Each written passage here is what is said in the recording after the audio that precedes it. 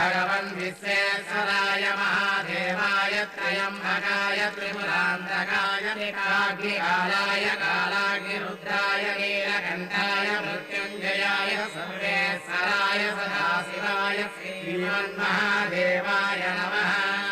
अघोरेभ्यो घोरेभ्यो घोरघोरतरेभ्यः सर्वेभ्यो सर्वेभ्यो नमस्ते अस्तु रुद्ररूपेभ्यः। तत्पुरुषाय विद्महे महादेवाय धीमहि तन्नो रुद्रः प्रचोदयात्। नमः पार्वतीपतये।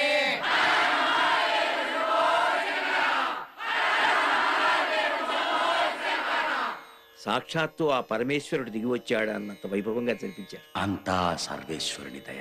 ఒక చిన్న విన్నపం. ఏమిటి? అమ్మాయికి పెళ్లి నిశ్చయం చేశాం.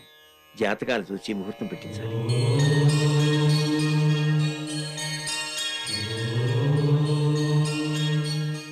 ద్వితీయ వివాహమా? అవును స్వామి. ఈ కుర్రవాడు నా కూతురి కొడుకు, నా మనవడు. ఆయుష్మాన్ భవ. ఇవెన్ని బాబు? 4. ఓం శివోహం. బాబు, వెళ్ళి వాటిని తీసుకురాగలవా? అలాగే తాతగారు.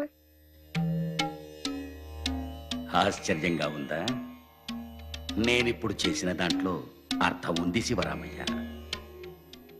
నీ మనవడు ఆది పరాశక్తి జన్మ నక్షత్రమైన మూలా నక్షత్రంలో పుట్టాడు. పురుషోత్తముడవుతాడయ్యా.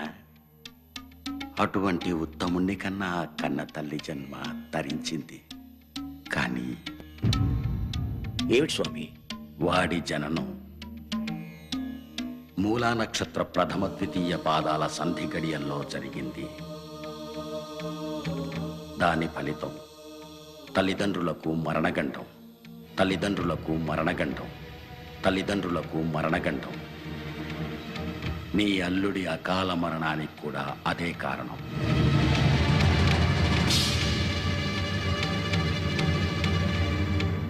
నీ కూతురి జీవితం మళ్ళీ చిగురించాలని నీ మనసు ఆరాటపడుతోంది. నీ మనవడు తన తల్లితోనే ఉంటే ఆమెకు ప్రాణగండమని అతని జాతకం చెబుతోంది.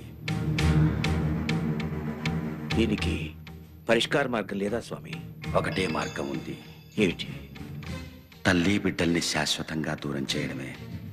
తల్లి బిడ్డల్ని శాశ్వతంగా దూరం చేయడమే. తల్లి బిడ్డల్ని శాశ్వతంగా దూరం చేయడమే. తల్లిని బిడ్డని శాశ్వతంగా దూరం చేసి పాపం మూట కట్టుకోనా? ఇద్దరిని కళ్ళెతటే ఉంచుకుని కన్న కూతురు సావుని చేతులారా కొని తెచ్చుకోను. ఈ సమస్యని నీ మనవడే పరిష్కరిస్తాడు. ఇదిగో తాతగారు.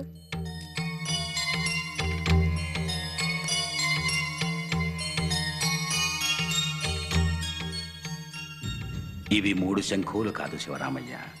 మనస వాచ కర్మణ. తన తల్లికి 3 ముళ్ళు వేయించమని వాడి అంగీకారాన్ని ఈ విధంగా తెలిపాడు. 1000 అబద్ధాలాడైనా ఒక పెళ్లి జరిపించమన్నారు. కానీ నీ మనవడు ఒకే ఒక అందమైన అబద్ధం ఆడి తన తల్లి రుణం తీర్చుకున్నాడు. ఏదిరా ఆ 4వ శంఖు? ఎందుకు నాన్న దాచుకున్నావు? మా అమ్మ గుర్తు కోసం.